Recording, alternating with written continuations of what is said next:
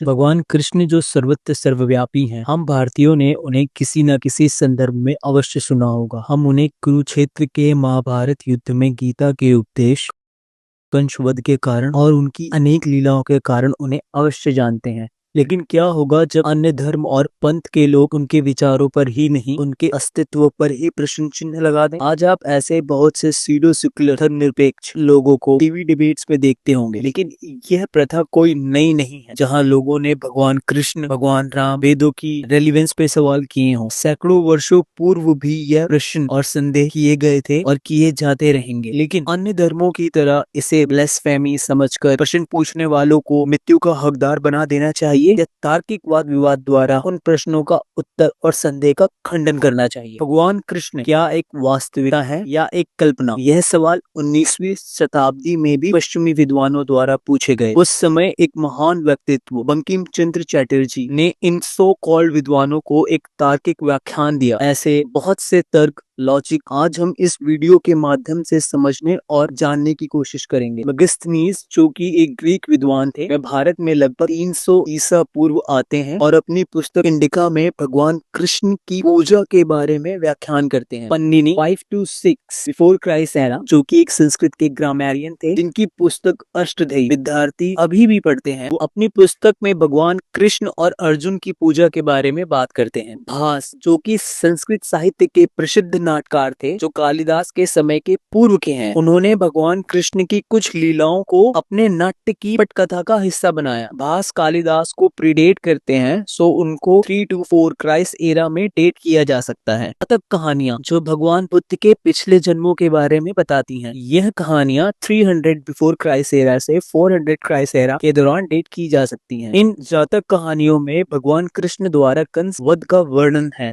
जैन धर्म में भी भगवान कृष्ण का मेंशन है। भगवान कृष्ण को 22वें तीर्थकार नेमिनाथ का कजन बताया जाता है। अब ये तीर्थकार क्या है? हम इसे स्पिरिचुअल वे में डिफाइन कर सकते हैं। जो स्वयं तप के माध्यम से आत्मज्ञान प्राप्त करते हैं, उन्हें तीर्थकार कहा जाता है। इन टोटल 24 तीर्थकारों का वर्णन है जैन धर्म में।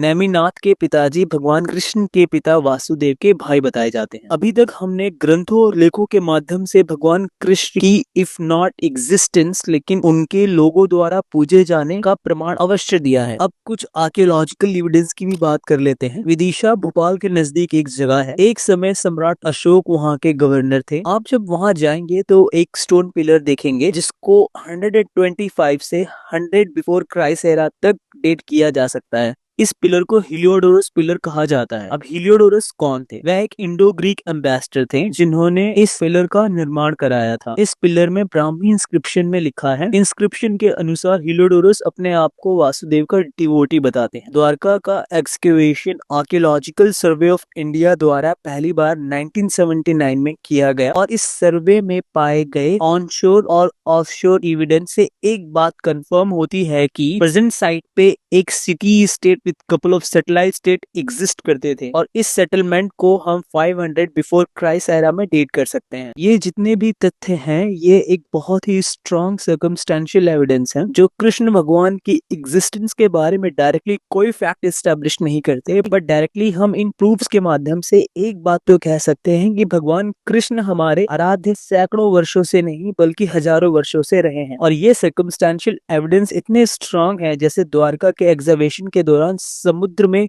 सबमर्ज सिटी का मिलना। इन स्ट्रॉन्ग एविडेंस और फैक्ट के माध्यम से भगवान कृष्ण की एग्जिस्टेंस को नकारा भी नहीं जा सकता। दोस्तों, अगर आपको हमारा वीडियो पसंद आया और हमारी मेहनत अच्छी लगी हो तो प्लीज लाइक एंड सब्सक्राइब करें और प्लीज कमेंट करें अगर आप चाहते हैं कि हम इस तरह की वीडियो और भी बनाएं।